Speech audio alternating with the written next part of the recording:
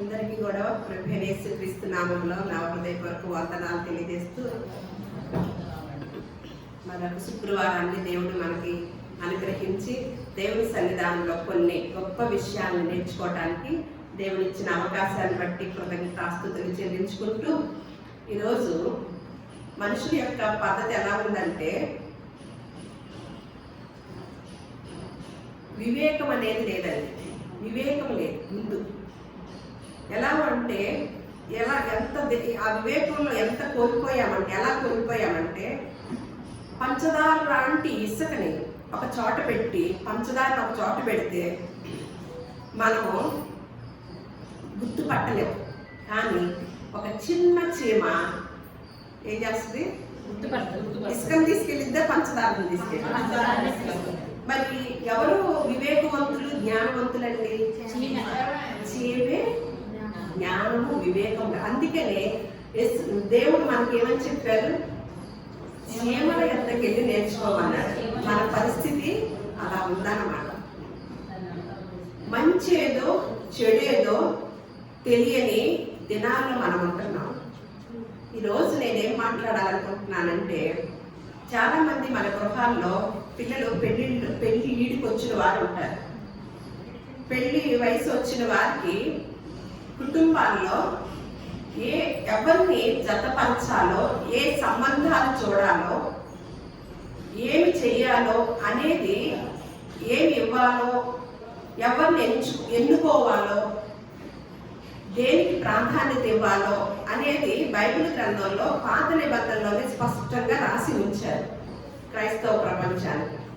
ఆ క్రైస్తవ ప్రపంచానికి కూడా దాన్ని మర్చిపోయి వివాహాల విషయాల్లో ఎలా నిర్ణయాలు తీసుకుంటున్నారో, దేనికి ప్రాధాన్యత ఇస్తున్నారో అనేది చాలా ఆశ్చర్యం వేస్తుంది కొంతమందిని చూసినప్పుడు.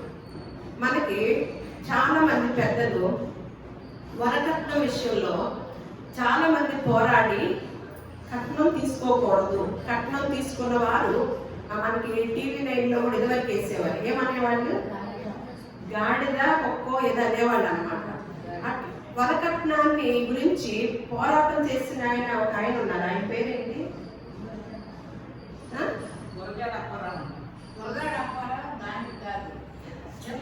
కందుకూరి విదేశీలింగమా ఉందా? కన్యాశుల్కమైన ఏదో అంటారు కాదా? నాకు సరిగ్గా అంతగా తెలియదు. అయితే కొంతమంది ఎవరో పోరాడారు వరకట్నం విషయంలో. అదే నేను అన్నాను విదేశీలింగమైన అని అంటున్నాను. ఆ విదేశీలింగమే కదా, అదే అదే కదా, ఆయనే కదా. కొంతమంది పోరాడారు తీసుకోకూడదు అని. దాని గురించి సినిమాలు కూడా వచ్చినాయి అన్నమాట. వీటన్నిటిని పోరాడిన వాటిలో నుంచి కొంతమంది సినిమాలు కొంతమంది తీసి ప్రజల్లో చైతన్యం కలిగించాలని చాలా ప్రయత్నాలు చేశారు. అది బయట పరిస్థితి అన్నమాట. కానీ ఇవన్నీ మనకు లేకుండానే పరిశుద్ధ గ్రంథంలో ఏనాడో క్రీస్తుకు పూర్వమే అసలు వరకట్నం గురించి ఏమి రాశారో, అలాగే ఎటువంటి అమ్మాయిల్ని మనము ఎన్నిక చేసుకోవాలో, ఎటువంటి అబ్బాయిల్ని మనము ఎన్నిక చేసుకోవాలో, దాని కొరకు ఎటువంటి వివేకం కలిగి ఉండాలో, ఆ వివేకం కలిగి ఎన్నుకున్న వారు ఎంత గొప్పగా ఉంటారో అనేది పరిశుద్ధ గ్రంథంలో క్షుణ్ణంగా రాసి ఉందండి. నేను అవన్నీ ధ్యానం చేస్తూ కొంతమంది క్రైస్తవులు చూసినప్పుడు, అంటే వీళ్ళు పరిశుద్ధ గ్రంథం చదవటం లేదా? అందుకనే చాలా మనస్తత్వాలు ఎప్పుడు పాత మనస్తత్వాలే ఉండిపోతున్నాయా?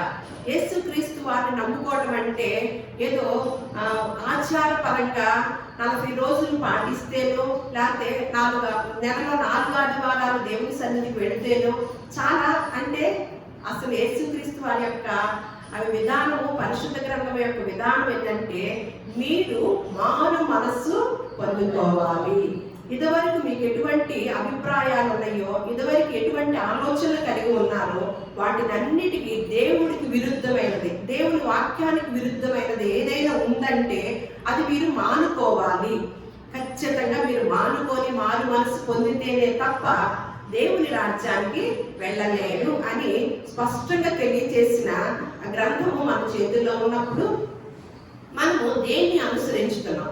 ఈరోజు నేను వరకట్నం గురించి మనము తెలుసుకోవాలి అని నేను నిర్ణయం చేసుకొని ఈ మెసేజ్ని మనం చెప్పడం జరుగుతుంది అనమాట. దానికి ముందుగా అసలు ఏమి జరుగుతుంది అంటే, ఎప్పుడైతే ఈ కట్నాలు అలాగే పిల్లల్ని ఎన్నుకునే విషయంలో ఆలోచన సరళి అనేది ఎలా ఉండబట్టి బయట ప్రపంచంలో భార్యాభర్తలుగా కొనసాగుతున్న వారిలో కుటుంబాల్లో ఎంత గందరగోళం జరుగుతుందో, ఇప్పుడు ఇదివరకు అమ్మాయిలంటే ఎట్లా ఉండేవాళ్ళో, ఎలా ఉండాలో సమాజంలో చెప్పిన గ్రంథము పరిశుద్ధ గ్రంథం.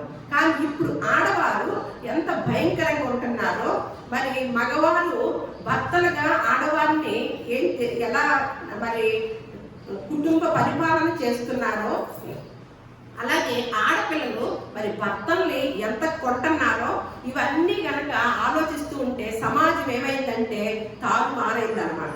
ఇదివరకు రోజుల్లో ఒక స్త్రీ అంటే చాలా గొప్పగాను, అసలు సహనానికి మారు పేరు స్త్రీ రూపము, స్త్రీమూర్తి అని చెప్పే గొప్ప నానుడు ఉండేదన్నమాట.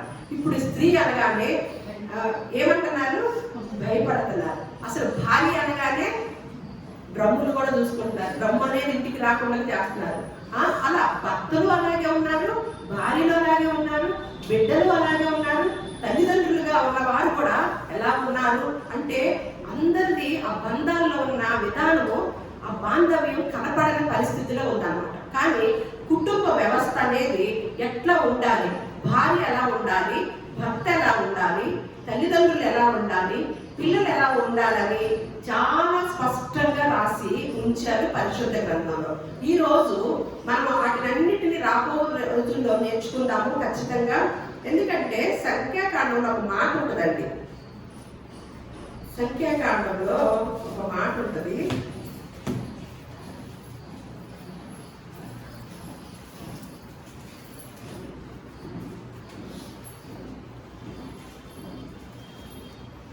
ముప్పయో అధ్యాయము 16వ వచనంలో,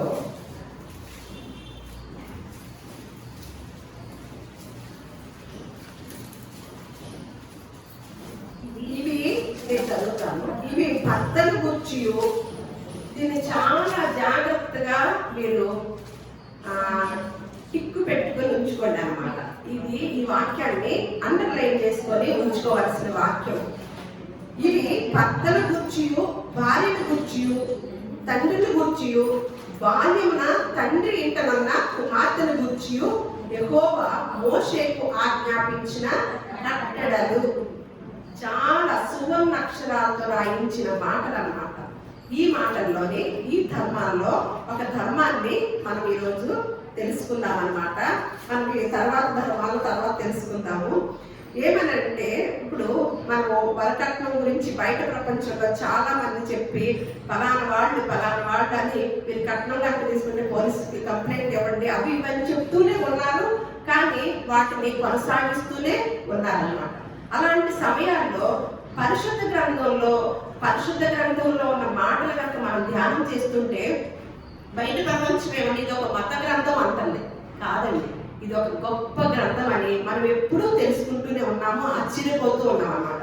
అలాంటి ఇప్పుడు కూడా అదే కొనసాగుతున్న సమయాల్లో క్రీస్తుకు పూర్వమే దేవుడు రాయించి పెట్టి కట్నాల గురించి ఎవరికి కట్నాలు ఇవ్వాలో అనేది ఈ రోజు నేర్చుకుందాం అన్నమాట.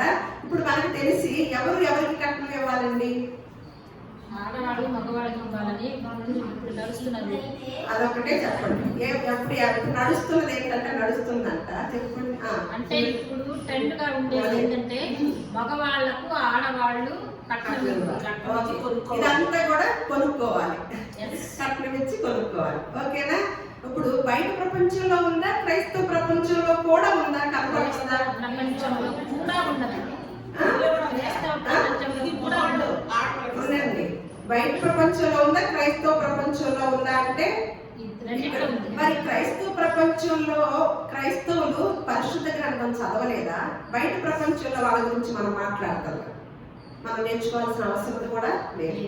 ఏ ఉద్యమం తెచ్చినా, ఏ పోరాటం చేసినా, కొంతమంది గొప్పవారు జ్ఞానవంతులు పరిశుద్ధ గ్రంథంలోని విధానాలు చూసి ఆ పోరాటాన్ని కొనసాగించారన్నమాట. ఏ పోరాటం చేసినా ఇందులో నుంచి వచ్చిన మాటల్లో నుంచే, దేవుడు రాయించిన కట్టడలో నుంచే వచ్చినాయి ఆ పోరాటాలు. అయితే మరి క్రైస్తవ ప్రపంచం పరిశుద్ధ గ్రంథం చదివిందా లేదా అనేది తర్వాత చూద్దాము. ఇప్పుడు మనం చివరిలో అర్థమైపోద్ది. మొట్టమొదటిగా సామెతల గ్రంథం 31వ అధ్యాయము 10వ వచనం చూద్దాము. 10 నుంచి 11, 12 చూద్దాం. గుణవతి అయిన భార్య దొరుకుట అరుదు, అట్టిది ముత్యము కంటే అమూల్యమైనది. ఆమె పెనిమిటి ఆమె యందు నమ్మిక ఉంచును, అతని లాభప్రాప్తికి వెలితి కలగదు. ఆమె తాను బ్రతుకు దినములన్నీ అతనికి మేలు చేయుడు గాని కీడేమీ చేయదు. ఇప్పుడు మేలు చేసేవాళ్ళు ఎక్కువ ఉన్నారా, కీడు చేసేవాళ్ళు ఎక్కువ ఉన్నారండి? బయట ప్రపంచానికి తెలియట్లేదు కదా. కానీ గుణవతి అయిన భార్య దొరకడం చాలా ఈజీ అన్నారా? అరుదు. ఒకవేళ అలా దొరికితేనంట అది ఎలా ఉంటుందంట ఆ భార్య? ముత్యము కంటే కూడా అమూల్యమైన. అంటే ఈ మాట రాయించి ఎప్పుడు క్రీస్తుకు పూర్వం రాయించి ఉంచాడంటే గుణవతి అయిన భార్య దొరకడం అనేది అరుదుగానే ఉందన్నమాట. గుణవతి అయిన భార్యలు ఎక్కువ దొరుకుతున్నారా? ఇప్పుడు గుణం లేని భార్యలు ఎక్కువ దొరుకుతున్నారంటే ఇప్పుడు జరిగే సిచ్యువేషన్ చూస్తే గుణం లేని వారే ఎక్కువగా ఉంటున్నారన్నమాట. అందుకనే తన భర్తలు ఏం చేస్తున్నారు? వాళ్ళు తన భర్తలకి కీడు చేస్తున్నారు. కానీ గుణవతి అయిన భార్య కనుక దొరికితే భర్తకి ఏం చేస్తుందంట? మేలు చేస్తుంది, కానీ కీడు చెయ్యదు అని తెలియజేసిన వారు సొలొమోను అయిన జ్ఞాని అయిన సొలొమోను గారు తెలియజేశారనమాట. అయితే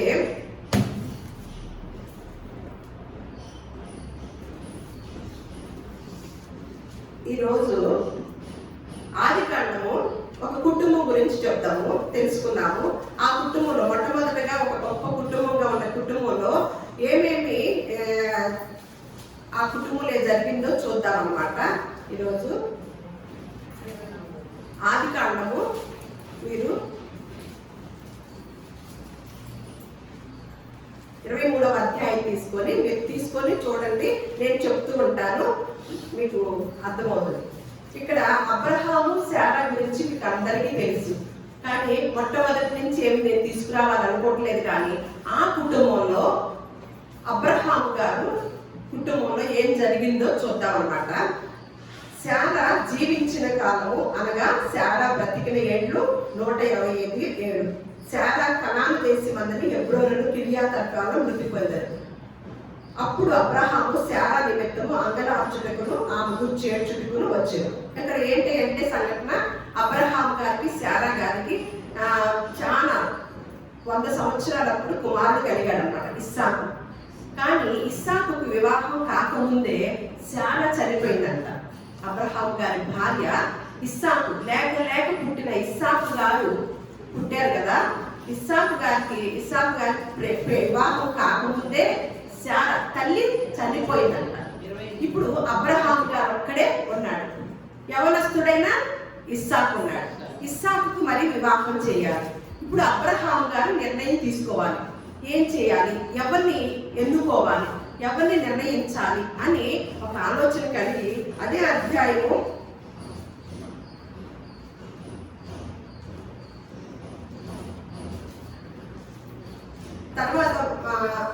19 చూడండి. అదే అధ్యాయం 19 చూసి మనం 24కి వెళ్దాం.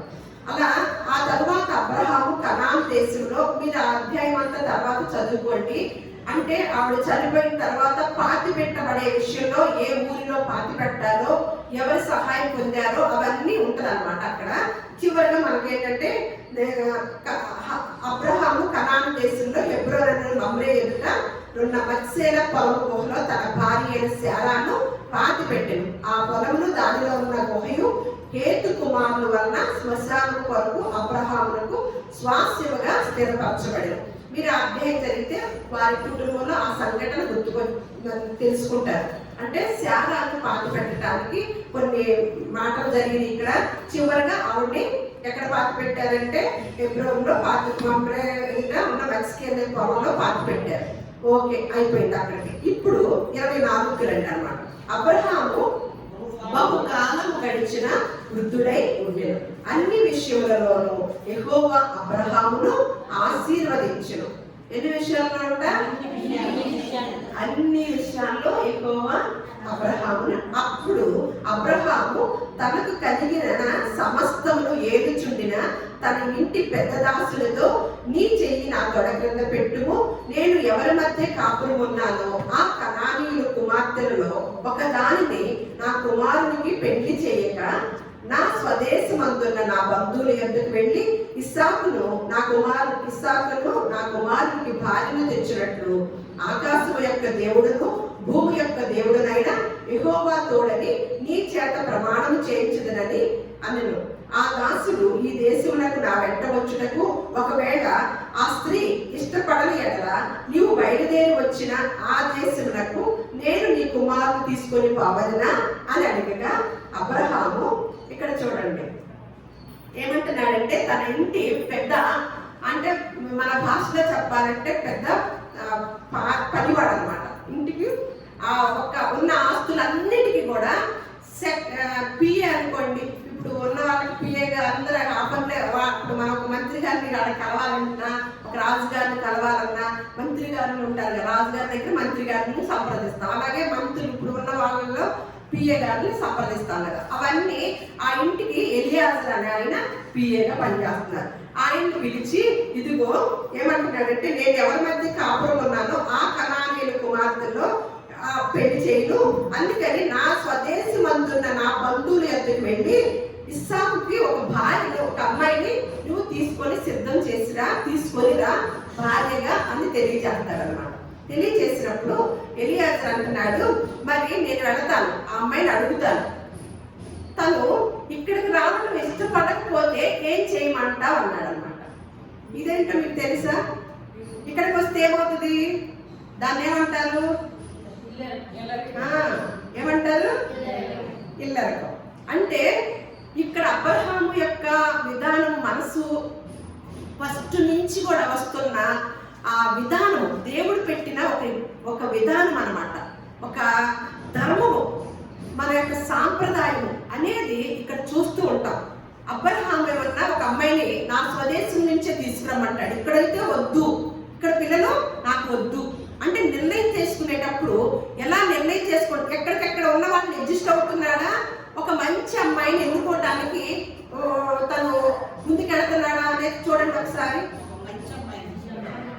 తన వేరే ఊరు పంపించి ఆ పిఏ గారిని ఏమంటున్నాడు, అక్కడి నుంచి నా కుమారుడికి ఆ అమ్మాయిని తీసుకొని రా కోడలుగా అని చెప్తున్నాడు అన్నమాట. ఒకవేళ ఇక్కడికి రావడం ఇష్టపడకపోతే ఇస్సాకుని అక్కడికి పంపిస్తారా అన్నాడు ఎలియాజరు. అర్థమైందా? అప్పుడు ఏమంటున్నారో అబ్రహాం గారు చూద్దాం. ఆ దేశంలో నీ కుమారుని తీసుకొని పోవాలన్నా అనగా అబ్రహాం అంటున్నాడు, అక్కడికి నా కుమారుని తీసుకొని పోకూడదు సుమి. ఎందుకంటే ఏమంట, ఇల్లరికో వద్దనమాట. మీరు సైలెంట్ గా ఉండి చక్కగా గమనించుతూ ఉండండి. ఇల్లరికము ఇక్కడ నో. అర్థమైందా? నేను ముందే చెప్పా, సంఖ్యాకాండంలో ఏమని చెప్పాడు, మోషే గారి ద్వారా దేవుడు మనకి కొన్ని కుటుంబానికి కొన్ని కట్టడలను నియమించాడనమాట. ఆ కట్టడల్లో మన కుటుంబం ఉందా లేదా ఈరోజు మనం తెలుసుకుని వెళ్దాం అన్నమాట. ఆ కట్టడలో దేవుడు నిర్ణయించిన కట్టడల్లో మన కుటుంబం ఉందా, మనం క్రైస్తవులమేనా, మన దగ్గర ఉన్న పరిశుద్ధ గ్రంథాన్ని మనం చదువుతున్నామా లేదా అనేది ఈ రోజు మనకి అర్థమవుతుంది అనమాట. ఇక్కడ ఏమంటున్నాడు, వద్దు సుమి, అలా అయితే వద్దు అని, నా తండ్రి ఇంట నుండి, నేను పుట్టిన దేశం నుండి నన్ను తెచ్చి నాతో మాట్లాడి నీ సంతానములకు ఈ దేశం ఇచ్చిదనని ప్రమాణం చేసి నాతో చెప్పిన పరలోకపు దేవుడగు యెహోవా తన దూతను నీకు ముందుగా పంపును. వద్దు, అలా అయితే వద్దు. కానీ నా దేవుడు నాకు ప్రమాణం చేశాడు, ఆయన మాట నేను నమ్ముకొని ఆ మాటతోనే నేను ఉంటున్నాను.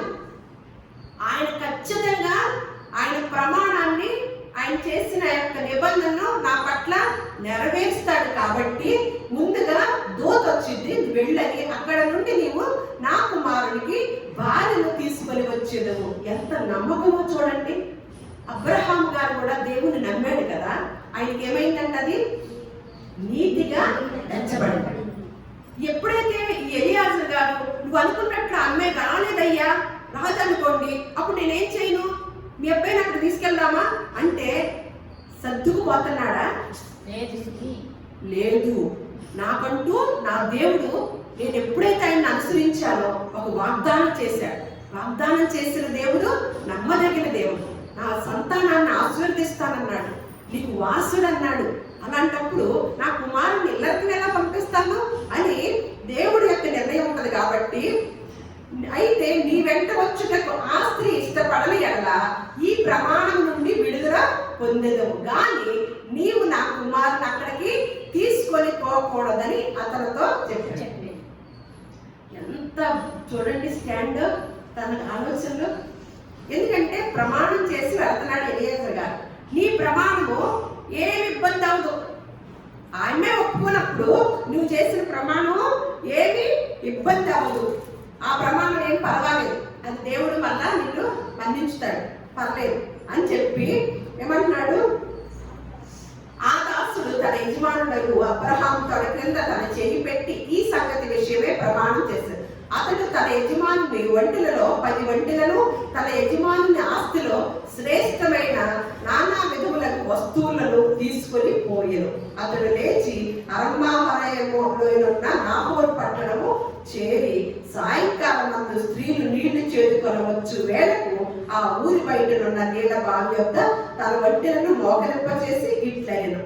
ఏమని చెప్తున్నాడు? ఎంత నమ్మకమైన వాడో చూడండి. పిఏ కూడా మనోళ్ళు ఎవరు లంచం ఇస్తే వారికి పని చేసి పెడతారు. కానీ పిఏ తన యజమానుడి కుమారుడికి అమ్మాయిని తీసుకురావడానికి, కోడలుగా తీసుకురావడానికి యజమానుడికి తను దైవపూర్వకంగా దైవంతో కనెక్ట్ అయ్యి ప్రార్థనా పూర్వకంగా వెళ్ళి ఏం చెప్పుకుంటున్నాడో చూడండి. వెళుతూ ఏం తీసుకెళ్ళాడంటండి? తన యజమాని ఆస్తిలో శ్రేష్టమైన నానా విధములకు వస్తువులను తీసుకొని పోయాడు. ఏంటండి ఇది? ఎవరు తీసుకెళ్లారండి? మగపిల్లాడు ఆడపిల్లింటికి ఎవరు తీసుకెళ్తారండి ఇప్పుడు వాళ్ళు? ఒకసారి ఆలోచన చేసి క్రైస్తవులు దృష్టిలో పెట్టుకోండి, వేరే వాళ్ళు కాదు. ఏమి సిద్ధాంతాన్ని మనకు తెలియచేస్తున్నాడు ఇక్కడ, ఏమి విధానాన్ని మనకు తెలియచేస్తున్నాడు. ఎంత గొప్ప సాంప్రదాయమో తెలుసండి. ఇప్పుడు వాళ్ళు మామూలు వేరే వాళ్ళు పరిశుద్ధ గ్రంథం గురించి తెలియని వాళ్ళు ఈ సిద్ధాంతాన్ని చాలా ఫాలో అవుతారు తెలుసండి. వస్తువులు అలా తీసుకెళ్ళాడంట. తీసుకెళ్ళి ఏమని ప్రార్థన చేస్తున్నాడో చూడండి. మనం ఎన్నుకునే విషయంలో ఎవరిని ఎలా ఎన్నుకుంటున్నాం, దేన్ని చూస్తున్నాం, ఆ అమ్మాయిలో దేన్ని చూస్తున్నాం అనేది. ఆ అమ్మాయి ఇచ్చే కట్నాన్ని చూస్తున్నామా, అమ్మాయి చదువును చూస్తున్నామా, అమ్మాయి అందాన్ని చూస్తున్నామా, అమ్మాయి వెనుకున్న ఆస్తిపాస్తులు చూస్తున్నామా, అమ్మాయి వెనుకున్న బలగాన్ని చూస్తున్నామా?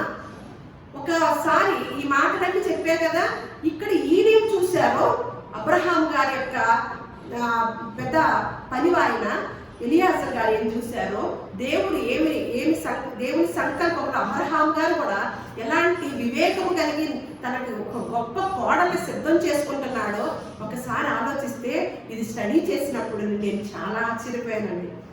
అసలు ఏ విషయం వదిలిపెట్టావు నాయన మాకు తెలియకుండా? ప్రతి విషయాన్ని మాకు రాయించి ఉంచావా? మనకేమన్నా ఏదైనా సలహా కావాలంటే ఎవరో ఒకరికి తీసుకుంటాం. ఇక్కడ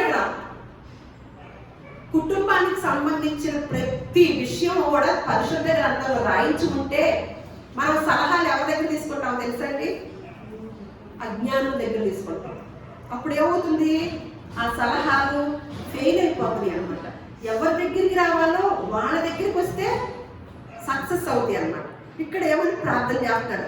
నా యజమానుడు అబ్రహాము దేవుడైన యెహోవా ప్రార్థన చేస్తున్నాడండి. ఎన్ని ఆయన దేవుడి మీద ఆధారపడిన ఆయనే, పంపించిన ఆయన దేవుడి మీద ఆధారపడిన ఆయనే. ఒక పెళ్లి చూపులకు వెళ్తే దేవుడి మీద ఆధారపడతామా, దేని మీద ఆధారపడి వెళ్తామో చెప్పండి ఒకసారి. దేన్ని చూసి వెళ్తామో చెప్పండి ఒకసారి. అంటే పరిశుద్ధ గ్రంథం చదవలేదా? ఇప్పుడున్న క్రైస్తవులందరూ పరిశుద్ధ గ్రంథాన్ని చదవలేదు కాబట్టి ఇన్ని శాఖలు వచ్చినాయి, ఇన్ని సిద్ధాంతాలు వచ్చినాయి. అసలు సిద్ధాంతాన్ని దాచేసాము, మనుషుల సిద్ధాంతాన్ని వెంబడిస్తున్నాం అన్నమాట. ఇక్కడ ఎలియాజరు గారు కూడా ఎటువంటి ప్రార్థన చేస్తున్నాడో చూడండి. యజమానుడకు అబ్రహాము దేవుడైన యెహోవా, నేను వచ్చిన కార్యమును త్వరలో సఫలము చేసి నా యజమానుడకు అబ్రహాము మీద అనుగ్రహము చూపు, చిత్తగించుము. నేను ఏమనుకుంటున్నాడో చూడండి. అంటే తనకు ఒక ఆనవాళ్ళు కావాలి కాబట్టి తను ప్రార్థన చేసుకొని, మనం ఏదైనా కార్యం చేసేటప్పుడు ప్రార్థన చేస్తాం అంటారు. ప్రార్థన పూర్వకంగానే వచ్చి అమ్మ ప్రార్థన చేసి మేము బయటకు వెళ్తామంటాం. ప్రార్థన చేసినప్పుడు ఏం చెప్తాడు దేవుడు? మన సొంత ఆలోచనలు ఉంటాయా? ఇక్కడ ప్రార్థన చేస్తాము, సరే ఇట్లాగే క్రైస్తవ కుటుంబాలే ఉన్నాయి అనుకోండి, పెళ్లి చూపులకి వెళ్తా ప్రార్థన చేస్తాం. అక్కడికి వెళ్ళి ఏం చేస్తాము? సొంత నిర్ణయాలు తీసుకుంటాం. మరి ప్రార్థన చేసినప్పుడు దేవుడు ఎవరికి అప్పగించాలి? ఆ విషయాన్ని దేవుడికి అప్పగిస్తున్నారా? మన వాళ్ళ ట్రిక్ ఏంటో తెలుసండి, ప్రార్థన చేసుకొని ఎవరో ఒకటి సంబంధం చెప్తారో బయలుదేరుతారు. అక్కడ మొత్తానికి నచ్చదు. కాబట్టి ఇంటికి వెళ్ళి ప్రార్థన చేసి కనిపెట్టి దేవుడు చెప్తే అప్పుడు నిర్ణయం తీసుకుంటామండి. దేవుడు చెప్తేనే కదా నీకు ఆ సంబంధం ముందుకు వచ్చింది. ఇంకా కనిపెట్టేదేంటి? ఏం కనిపెట్టాలి? నచ్చింది అనుకోండి, అప్పుడేం చూసుకోరిక కనిపెడతాం లేదు, ఏమి లేదు. మనకు కావాలన్నది దొరికింది అనుకోండి, వెంటనే ఏం చేస్తాము? అక్కడ నచ్చకపోయిన స్టెప్ వేసేస్తాం అన్నమాట. అంతేకాని దేవుని ప్రణాళికలో దేవుడు ఏదైతే నిర్ణయం చేశాడో ప్రార్థనా పూర్వకం వెళ్ళినప్పుడు దేవుడి సన్నిధి అక్కడ ఉండాలి. దేవుడు ఇచ్చే నిర్ణయాన్నే మనం వెంబడించాలి. దేవుని ఆలోచనలే మనము ముందుకెళ్ళాలి అనే ఆలోచనలు ఎంతమందికి ఉంటున్నాయండి ఇక్కడ అని అంటూ, చిత్తగించము, నేను ఈ నీళ్ల కోట యొద్ద నిలుచున్నాను, ఈ ఊరి వారి పిల్లలు నీళ్లు చేదుకొనటకు వచ్చుచున్నారు, కాబట్టి నేను త్రాగునట్లు నీవు దయచేసి నీ కడవను ఉంచమని నేను చెప్పగా నీవు త్రాగుము, నీ ఒంటెలకు నీళ్లు పెట్టెదనని ఏ చిన్నది చెప్పునో ఆమె ఏ నీ సేవకుడైన ఇస్సాకు కొరకు నీవు నియమించినదై ఉండునుగాక. అందువలన నీవు నా యజమానుల మీద అనుగ్రహం చూపితువని తెలుసుకుందనని. అసలు ఈ తెలివితేటలు ఏంటంటే, అందకుండా ఎవరైతే వస్తారో అందంగా ఎర్రగా తెల్లగా చక్కగా ఆ అమ్మాయిని చూస్తే వెంటనే నా యజమానుడు సెట్ అయిద్దని అనుకుంటానయ్యా అంటున్నాడా? లాజిక్ చూడండి. ఇందాక మనం చదువుకున్నాం, గుణవంతురాలైన భార్య దొరుకుట అరుదు, ఒకవేళ దొరికితే అట్టిది ముత్యము కన్నా అమూల్యమైనదండి. ఏం చూసుకున్నాడు ఇక్కడ? ఒక ఆనవాళ్ళు పెట్టుకున్నాడు, ఒక నిబంధన చేసుకొని దేవుని సన్నిధానంలో ఆ వ్యక్తి అయితేనే మాకు తగిన అమ్మాయి అని నేను ఏమని నిర్ణయం చేసుకున్నాడు? ఏ అమ్మాయి అయితే నేను ఇక్కడ కూర్చొని ఉంటాను, నీకు నీళ్లు కావాలా అని ఆయనకి నీళ్లు కావాలంటే ఆ నీళ్ళు ఎంత కష్టంగా తోడాలో తెలుసండి. ఇదివరకు రోజుల్లో అది బాగంట, తోడాలి, తోడి పోయాలంట. ఎందుకు ఒంటెల గురించి కూడా రాయించాడో తెలుసండి పైన. అతడు ఏంటంటే ఏం తీసుకొని వచ్చాడు? 10 ఒంటెలను తన యజమాని ఆస్తిలో శ్రేష్టమైన 10 ఒంటెలు తెచ్చినప్పుడు ఒక మనిషి వస్తాడా? ఎంతమంది వస్తారు? 10 మంది వస్తారు. ఓకేనా? 10 మంది దాకా వస్తారు. ఆ వస్తువులు పట్టుకోవాలి, మొత్తానికి దండుగా వచ్చేస్తారు. కొంతమందిగా వస్తారు కదా. అది ఎందుకు లెక్క చెప్పారో చూడండి. అసలు తర్వాత ఇక్కడ ఏమంటున్నాడు? ఎవరైతే మాకు పోసి నీళ్లు మళ్ళా మా ఒంటరికి నీళ్లు ఎవరో పోస్తారో తనంతకు తను అడిగి పోస్తారో వారు నా యజమానుడు కొడుక్కి తగిన అమ్మాయి.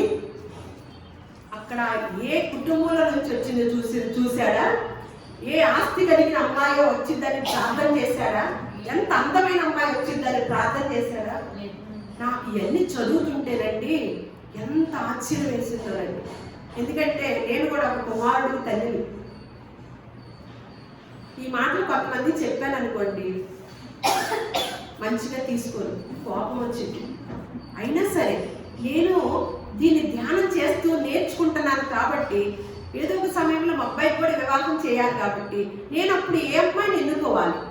మేము మా కుటుంబానికి వారసురాలకు వచ్చే అమ్మాయి, నా వంశ వృక్షాన్ని నిలబెట్టే అమ్మాయి, మా కుటుంబాన్ని, మా వంశాన్ని, వృక్షాన్ని నిలబెట్టే అమ్మాయి తరతరాలు కూడా అమ్మాయి మీద ఉంది ఆధారపడి అన్నప్పుడు ఎలాంటి అమ్మాయిని ఎన్నుకోవాలండి? మనకు తెలియచేశాడా దేవుడు? మనం ఎందుకు పప్పులో కాలేస్తున్నాము? ఏమంటున్నాడు ఎలియాజరు? పని చేయాలన్నమాట. అడగకుండగానే కనికరము, కరుణ, ప్రేమ, జాలి, దయ, టోటల్గా స్వస్థ బుద్ధి. ఎప్పుడైతే ఒక వ్యక్తి ఎండలు పడి అక్కడ కూర్చున్నాడో ఒంటితో సహా, మన అమ్మాయిలైతే ఆయనకు ఒక్కరికి మంచినీళ్ళు ఇస్తారా, ఒంటిని కూడా ఇచ్చేస్తారా, తోడిపోస్తారా? ఓర్పు. అంత పని చేసే వాళ్ళైనా ఇప్పుడు అమ్మాయిలు.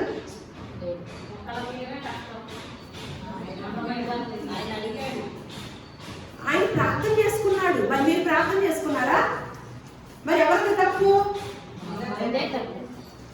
మనము ప్రార్థన చేయాలి. మన దగ్గర బైబిల్ గ్రంథం ఎన్నాళ్ళ క్రితం వచ్చింది? ఎందుకు దీన్ని ఆషామాషిగా తీసుకుంటున్నారు? సత్యవాక్యం చెప్పే చోటుకి ఎందుకు వెళ్ళలేకపోతున్నాము? దేవుడు మన కుటుంబం చక్కగా ఉండాలని, సుఖ సంతోషాలతో మన వంశం వర్ధిల్లాలని, దేవుడు ఒక నిబంధనలు, కట్టడలు, కుటుంబ వ్యవస్థను ఎలా కొనసాగించుకోవాలో, ఎలా ఎన్నిక చేసుకోవాలో అని తెలియజేస్తే మన ఇష్టానుసారమైన ఆలోచనలు, మన నిర్ణయమే, మన ఆలోచనతోనే ఇప్పుడు వరకు కూడా కొనసాగామండి. మన చేతుల్లో ఎంత గొప్ప జ్ఞాన గ్రంథం ఉంచుకొని ఎంత రాంగ్ స్టెప్పులు వేసామో తెలుసా అండి? చెప్పి అలా గుర్తుగా పెట్టుకున్నాడంట.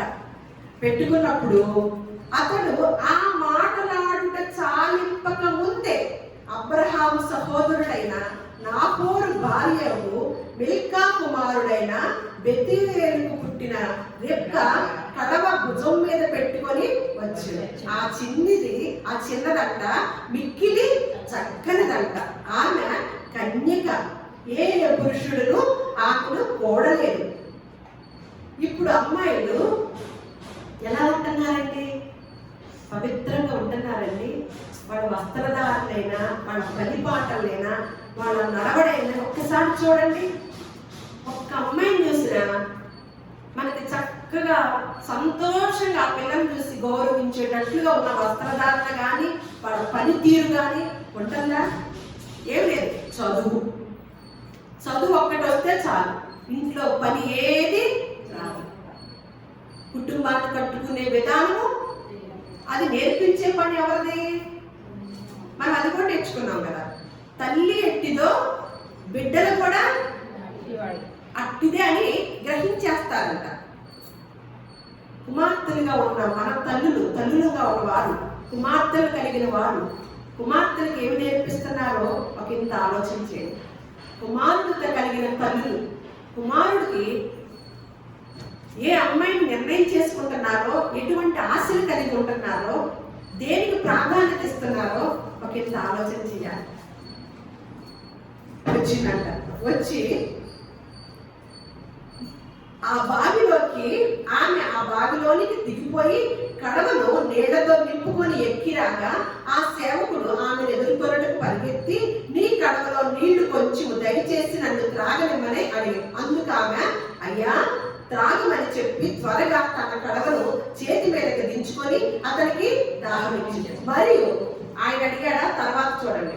మరియు ఆమె అతనికి దాహం ఇచ్చిన తర్వాత, నీ వంటల త్రాగు మట్టుకు వాటికి నీళ్లు చేది పోదునని చెప్పి త్వరగా గాడిలో తన కడవ కొమ్మరించి తిరిగి చేరుటకు ఆ బావికి పరిగెత్తుకుని పోయి అతని వంటిలన్నిటికీ నీళ్లు చేరిపోయారు.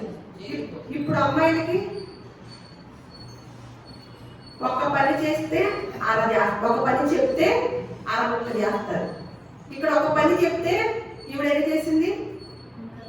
ఒక పని అడిగాడు, ఒక కొంచెం తలకు నీళ్లు పోయమన్నాడు.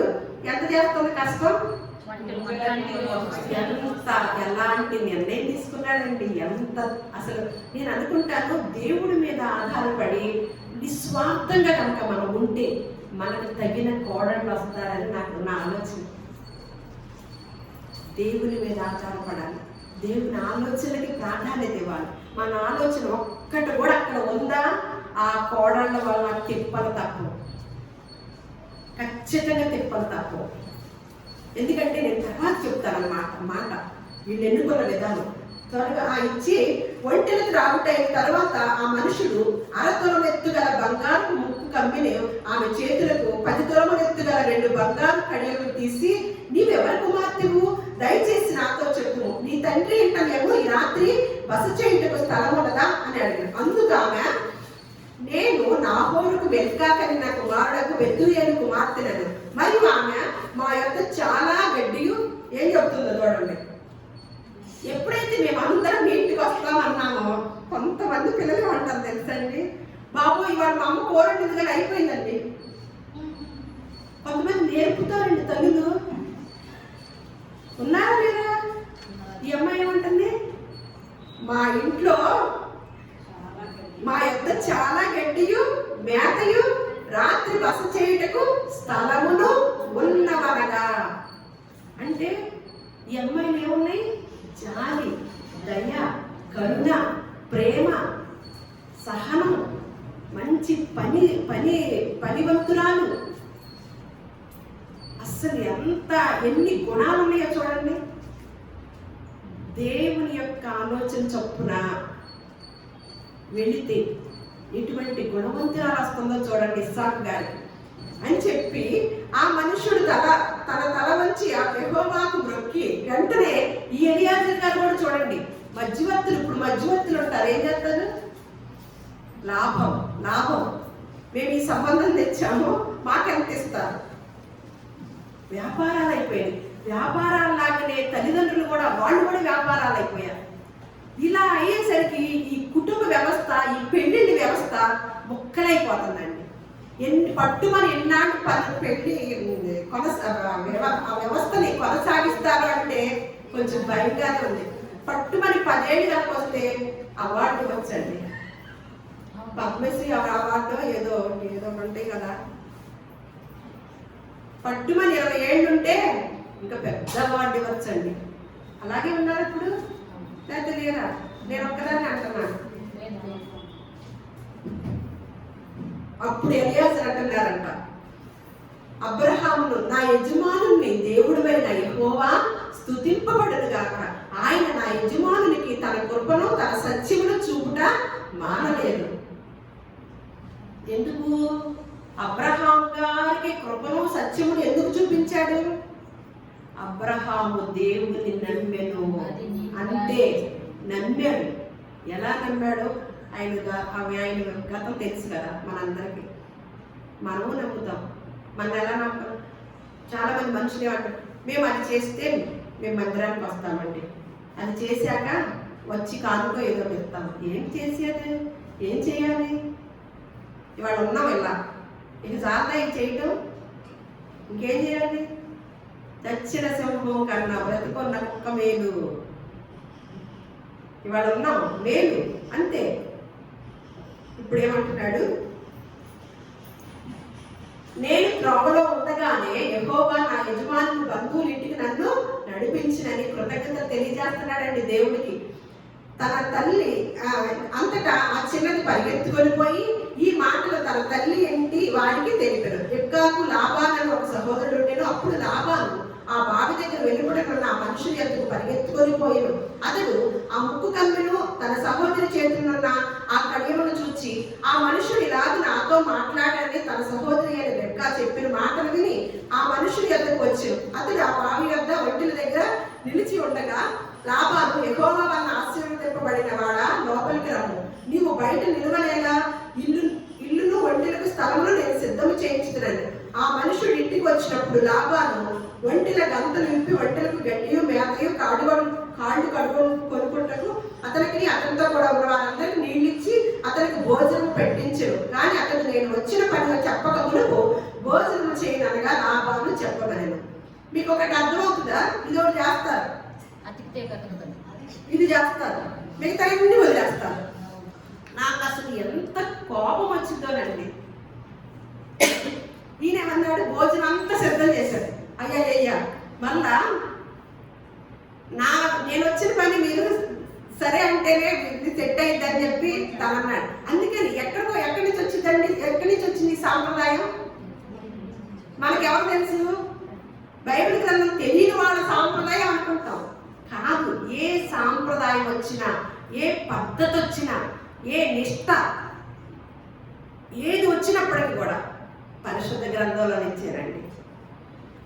చనిపోయాక ఎన్ని రోజులు అలా దిన కార్యక్రమాలు చేయకుండా ఉండాలని, అలాగే కొన్ని ఫంక్షన్లు ఎలాగ బాధ్యత ఎలా ఉండాలని ప్రతి కట్టడలు కూడా ఇక్కడి నుంచి వచ్చినాయనండి. అందుకని ఏమంటున్నాడు, అమ్మమ్మ భోజనం ఇప్పుడే చేయు, నా మాట మా దగ్గర సరి చేసుకున్నాక చేస్తామని చెప్పి అంతటా అతడు ఇట్లనే, నేను అబ్రహాము దాసుడును యెహోవా నా యజమాని బహుగా ఆశీర్వదించును కనుక అతడు గొప్పవాడైన అతనికి గొర్రెలను గొడ్లను వెండి బంగారము దాసదాసీలను జలములు ఒంటెలను గాడలను దయచేసి నా యజమాని భార్య అయిన శార వృద్ధాప్యంలో నా యజమానునికి కుమారులు కలిగిన నా యజమానుడు తనకు కలిగిన యావత్తును అతనికి ఇచ్చి ఉన్నాడు. మరియు నా యజమానుడు నాతో, నేను ఎవరి దేశమందు నివసించుచున్నానో ఆ కనానీయుల పిల్లల్లో ఒక పిల్లను నా కుమారునికి పెళ్లి చేయవద్దు. అయితే నా తండ్రి ఇంటికి నా వంశస్థుల ఎద్దకును వెళ్ళి నా కుమారునికి పెళ్లి చేయుటకు ఒక పిల్లను తీసుకురావాలని నా చేత ప్రమాణము చేయించను. అప్పుడు నేను నా యజమానితో, ఆ స్త్రీ నా వెంట రాదేమో అని చెప్పినందుకు అతడు ఎవరి సన్నిధిలో నేను జీవించుచున్నానో ఆ యెహోవా నీతో కూడా తన దూతను పంపి నీ ప్రయాణం సఫలము చేయును గనుక నీవు నా వంశస్థులలో నా తండ్రి ఇంటి నుండి నా కుమారునికి భార్యను తీసుకొని వచ్చేదవు. నీవు నా వంశస్థుల యొద్దకు వెళ్ళితివా, ఈ ప్రమాణము విషయంలో ఇక నీకు బాధ్యత ఉండదు. వారు ఆమెను ఎడల కూడా ఈ ప్రమాణం విషయంలో నీకు బాధ్యత ఉండదని చెప్పాడు. అంటే ఇక చదివింది మీకు అర్థమైంది కదా, ఇక ప్రమాణ విషయంలో నీకేమి తేడా రాదు. ప్రమాణం చేసావు, అమ్మో దేవుడి సన్నిధానంలో ప్రమాణం చేసావంటే ఎలా ఉండేదో తెలుసండి. ఒక మాట దేవుడి సన్నిధానంలో మనం ఒక నిర్ణయం తీసుకొని ప్రమాణం చేసుకొని నిబంధన చేసుకుంటే మన మాట అవునంటే అవును, కాదంటే కాదు. ఆ రెండింటికి తర్వాత వచ్చేది ఎక్కడి నుంచి వచ్చిందంట? అపవాది నుంచి వచ్చింది అనమాట. అందుకని మనం ఏ మాట అయినా సరే అవునంటే అవును, కాదంటే అలాగే ఉండాలని దేవుని యొక్క మాట. అయితే నేను ఆ బావి వద్దకు వచ్చి అబ్రహామును నా యజమాని దేవుడైన యెహోవా నా ప్రయాణం నీకు సఫలం చేసిన ఎడల నేను నీళ్ళ బావి వద్ద నిలుచుండగా నీళ్లు చేరుకొనటకు వచ్చిన ఈ చిన్నదానితో నీవు దయచేసి నీ కడపలో నీళ్లు కొంచెం నన్ను త్రాగనిమ్మని చెప్పినప్పుడు నీవు త్రాగము, నీ ఒంటెలను చేదిపోయుదునని ఎవరి చెప్పునో ఆమెయే నా యజమానుని కుమారునికి యెహోవా నియమించిన పిల్లై ఉండును కాకని మనవ చేసుకొంటిని. ఎక్కడన్నా స్వార్థం ఉందండి? ఇక్కడ ఏదైనా ఆశించాడా? చూడండి అసలు ఎంత అట్లా ఇదంతా చదువుకుంటూ పోతూ ఉన్నప్పుడు మనం టోటల్గా ఎక్కడికి రావాలనుకున్నాము? ఏంటి మనం తెలుసుకోవాల్సిన అది మనం ఏమి నేర్చుకోవాలనుకున్నాము? దేని గురించి వివరించుకోవాలనుకున్నాము? కట్నం గురించి. అర్థమైందిగా? ఎవరికి ఇవ్వాలి. పరిశుద్ధ గ్రంథం చదివే వాళ్ళ యొక్క విధానం, పరిశుద్ధ గ్రంథాన్ని పక్కన పెట్టేసే వాళ్ళ విధానం మనకు తెలియదు. కానీ పరిశుద్ధ గ్రంథంలో ఉన్న విధానమే మనం ఇవాళ ధ్యానం చేసుకుంటున్నాము, నేర్చుకోవాలి. ఇంకా నేను కూడా నేర్చుకుంటానే, నన్ను ఎవరన్నా అనొచ్చు, ఆమె చేస్తుందే చూద్దాం. నేను కూడా ఇది చూసి చదివి ఆశ్చర్యపోయి నేర్చుకోవడానికి ప్రయత్నం చేస్తున్నాను. అర్థమైందా? ఇప్పుడు అదంతా అయిపోయింది అనమాట. చెప్పుకొచ్చి ఇక్కడ 49 కాబట్టి నా యజమానుని ఎడల మీరు దయను నమ్మకమును కనపరిచిన ఎడల అది అయినను నాకు తెలియచెప్పుడు, లేని ఎడల అది అయినను తెలియచెప్పుడు. ఎప్పుడు చెప్పమన్నాడు? ఇవన్నీ చెప్పేశా కదా, ఈ అమ్మాయి మాకు నచ్చింది, ఇది మరి మీకు ఇష్టమో లేదో అదన్నా తెలియచెప్పండి, లేదు వద్దనా లేదో అది కూడా తెలియదు. ఇంటికి వెళ్ళి కనిపెట్టుకొస్తా ఉన్నారా? వారం చెప్తామన్నారా? మన వాళ్ళు చిట్కాలు లాజిక్లు పాటిస్తారండి, లేని అన్ని పాటిస్తారండి. లేని అన్ని పాటిస్తే ఆ దరిద్రాన్ని అంతా ఇంట్లో తెచ్చుకుంటారు. నేను మరీ చెప్తున్నా, క్రైస్తవ ప్రపంచానికి, క్రైస్తవులో ఉన్న తల్లిదండ్రులకి మనకి దేవుడు రాయించిన సిద్ధాంతం, దేవుడు రాయించిన కట్టడలు చక్కగా మన చేతుల్లో పెట్టినప్పుడు వాటిని ఎంతవరకు అనుసరిస్తూ సమాజానికి తెలియజేస్తున్నాం, సమాజంలో మన దేవుని గొప్పతనాన్ని ఈ కట్టడల్ని ఎంతవరకు ప్రచారం చేస్తున్నాము అని అంటే మనల్ని చూసి దేవుడిని అవమానపరిచేలాగా మన కుటుంబాలు ఉంటాయా, దేవుని నామాన్ని మహిమపరిచేలాగాను మీ సిద్ధాంతం ఏంటి అని అడిగేలాగా ఉంటాయా? ఒక ఇంత పరిశీలన చేయండి. ఇప్పుడు అంటున్నాడు అనమాట అని అని వెంటనే చెప్పండి నాకు మాత్రం అన్నాడంట. అనగానే లాబానును బెతూయేలును ఇది యెహోవా వలన కలిగిన కార్యము. ఇక్కడ అమ్మాయి వాళ్ళ వేగోళ్ళు ఏమంటున్నారు? రెబ్కా సహోదరుడు, రెబ్కా తండ్రి ఏమంటున్నారు? అమ్మో ఇంక ఈ అబ్బాయి ఎలా ఉన్నాడు, మేము చూడలేదు కదా, పిల్లడైతే చూశారు, పిల్లోడు చూడలేదు కదా, ఏమో ఇప్పుడే చెప్తే ఎట్లా ఇరుక్కుపోతాము, కాస్త పిల్లోడు కూడా చూసి కదా కాదు. ఏమంటున్నాడు? ఇది యెహోవా వలన. మీ కుటుంబం అంతా, రెండు కుటుంబాల వారు కూడా అసలు దేవునికి మీకేం కనపడుతుందండి? మీకేం తెలుస్తుంది ఇందులో మనం ధ్యానం చేసేటప్పుడు? రెండు కుటుంబాల వారు కూడా దేవునికి ప్రాధాన్యత, అసలు దేవుని సన్నిధానంలో దేవుడు చెప్పే ప్రతి మాటను కూడా వాళ్ళు స్వీకరించే విధానము మనకు కనపడుతుంది అన్నమాట. ప్రతి మాట కూడా రెండు కుటుంబాల వారిలో కూడా ఎక్కడ ఒక కుటుంబం ఎక్కువ ఒక కుటుంబం తక్కువలా లేదు. ఈ రెండు కుటుంబాలు కూడా మనకి ఎంత పాఠాన్ని నేర్పిస్తాయోనండి. ఏమంటున్నారు? ఇది ఖచ్చితంగా యెహోవా వలన కలిగిన కార్యం. మేమైతే అవునని కానీ కాదని కానీ చెప్పజాలము. మా నిర్ణయం కాదండి, మేమైతే చెప్పజాలం. మేమైతే మా దృష్టిలో ఏముంది, మా మనసులో ఖచ్చితంగా ఇది దేవుడి కార్యమని ఉంది. ఇదిగో మీ దగ్గరే ఉండగా రెబ్కా చూడండి, నీ ఎదుట ఉన్నది, ఆమెను తీసుకొని పోము. యెహోవా సెలవిచ్చిన ప్రకారము ఈమె నీ యజమాని కుమారునికి భార్య అగును గాక అని ఉత్తరం ఇచ్చాడు. అబ్రహాము సేవకుడు వారి మాటలు విని యెహోవాకు సాష్టాంగ నమస్కారం. మర్చిపోయాడా?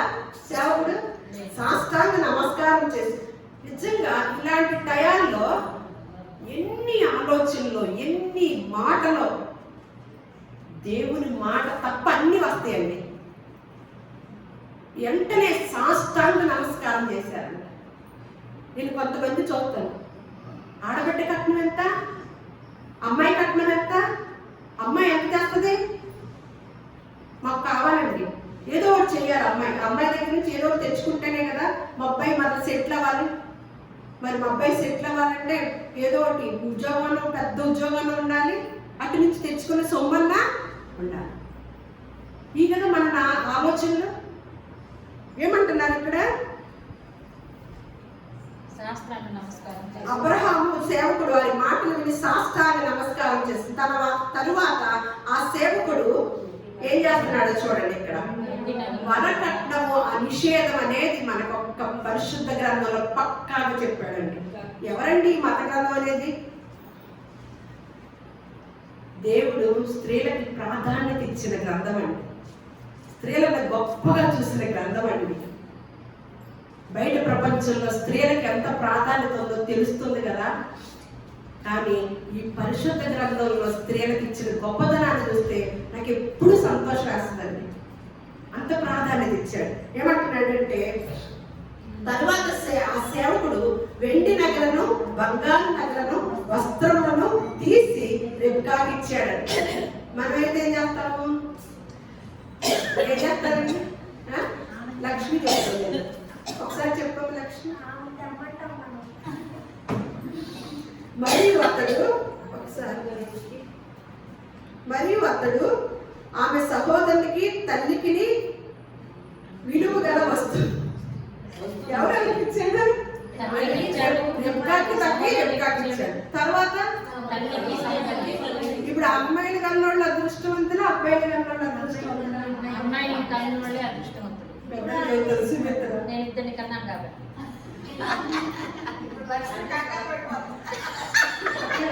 ఎవరు అదృష్టవంతులండి? కానీ బయట ప్రపంచం ఏమనుకుంటున్నారండి? చాలా రోజులు అమ్మాయిని తెలిసాక అమ్మాయిని చంపేసిన వాళ్ళు ఉన్నారు గర్భంలోనే. ఏంటండి? దేవుని మాట తెలుసుకోవద్దా?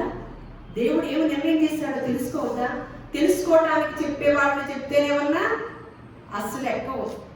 ఇది మా గ్రంథమే కాదు కదా, అందులో ఉంటాయో ఏం తెలుస్తుంది? ఎవరెవరికి ఇచ్చారట వస్తువులు? అమ్మాయి తల్లికి, అమ్మాయి అన్నయ్యకి. భలే ఉంది ఇది. ఆ రోజుల్లో మనం ఉంటే బాగుండేదా? నేను కాదు, మీరు సుమిత్రాలు అంటాడు అంతేనంటారా? ఇచ్చి విలువ గల వస్తువులు ఇచ్చాను. అతడును అతడితో కూడా మనుషులను అన్నపానములు పుచ్చుకొని అక్కడ ఆ రాత్రి అంతయు ఉన్నారు. ఉదయం వారు లేచినప్పుడు అతడు నా యజమానుడి వద్దకు నన్ను పంపించుడని చెప్పగా ఆమె సహోదరులను ఆమె తల్లి ఈ చిన్నదాన్ని 10 దినములైన మా యొద్ద ఉండనిమ్ము, ఆ తర్వాత ఆమె వెళ్ళవచ్చు అన్నది. అప్పుడు అతడు యెహోవా నా ప్రయాణమును సఫలము చేసిన గనుక నాకు తడవు కానీక నన్ను పంపించండి, నా యజమానుని వద్దకు వెళ్ళిదనని చెప్పినప్పుడు వారు ఆ చిన్నదాన్ని పిలిచి ఆమె ఏమనో తెలుసుకుందామని చెప్పుకొని రెబ్కాను పిలిచి ఈ మనుషులతో కూడా వెళ్ళదవా అని ఆమెను అడిగినప్పుడు ఏమంది? అమ్మమ్మ, అమ్మ, నాన్న, నాన్న, నాన్న, అమ్మ నేను 10 రోజులు వెళ్తానమ్మా, అక్కడికి వెళ్తానమ్మా అందా.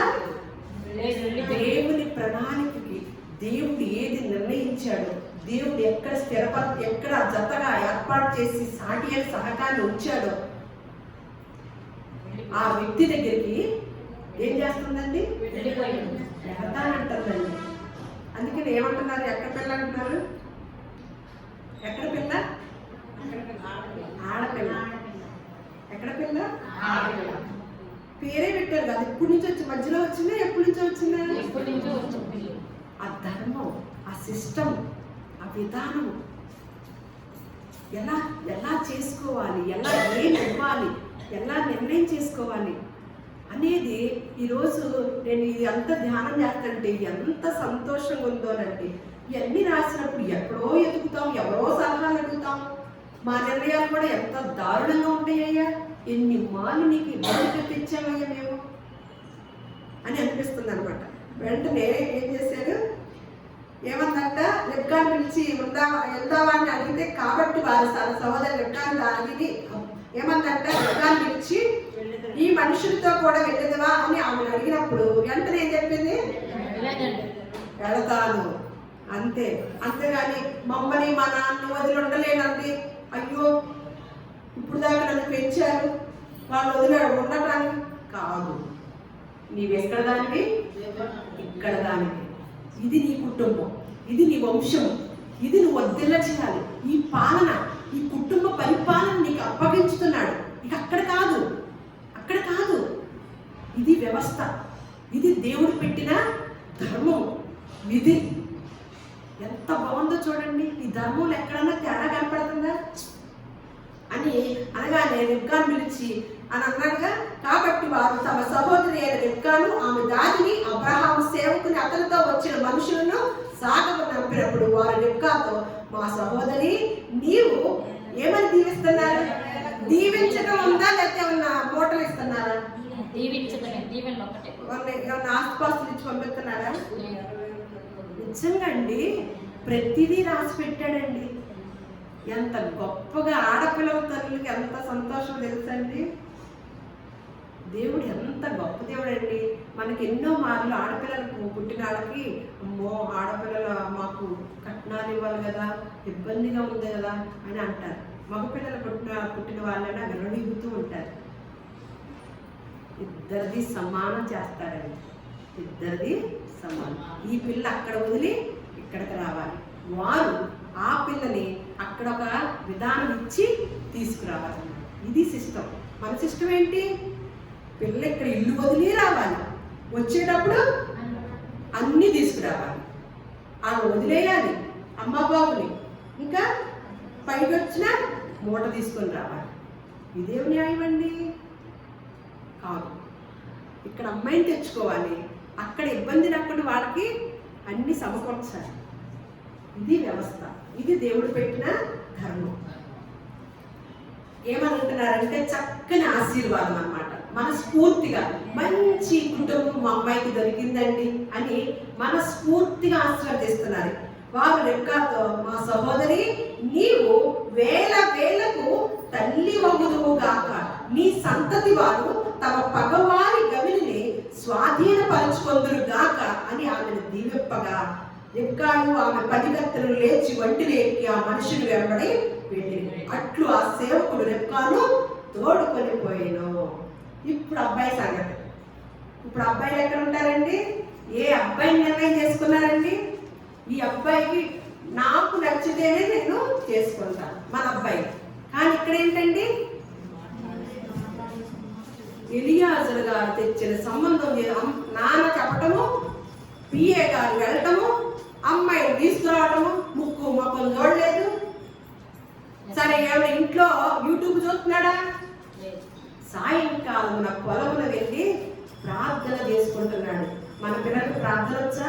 అసలు భార్య కోసం ప్రార్థన చేసుకున్నారా? చేసుకోలేదంటే ఆ భార్యతో తప్పకుండా తంటా ఉంటారు. అది పనుల బుద్ధి నేను చెప్తాను. ఇక్కడ ఇస్సాకు లాగా ఉంటేనే రెబ్కా లాంటి భార్య వచ్చింది. ఏం చేస్తున్నాడంట?